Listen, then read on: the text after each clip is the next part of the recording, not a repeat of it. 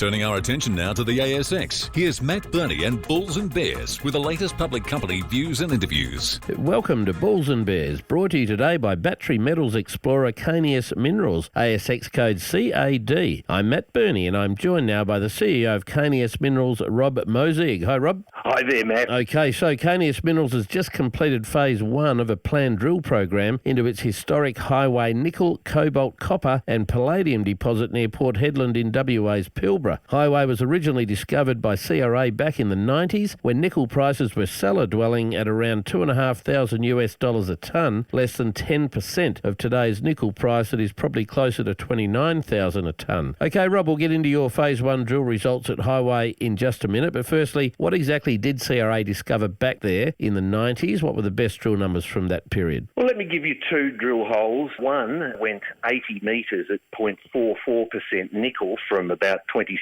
metres, including 19 metres at 0.76% nickel in a high-grade core. Second hole was 30 metres at 0.61% nickel from 113 metres depth, and it included a 1 metre 1.18% nickel as a high-grade core. Okay, well, let's get into the results from your phase one drill campaign. How did it go? What were the headline numbers? Right, well, we haven't got all the results back as yet, as you know, but one hole had a nice thickness, 64 metres at 0.5% nickel, including 14 metres of 1% nickel at 76 metres. Again, with cobalt, we had 102 metres thickness of 0.04% cobalt from 27 metres depth, looking good. Second one, we had 45 metres at 0.49% nickel from 54 metres depth, and round about 80 metres at 0.05% cobalt from round about the same depth, 53 metres. All right. Well, can you give me an idea of scale? How big is the system as you see it right now? Right now, Matt, we've got a nickel mineralisation strike length of about 900 metres, open-ended at depth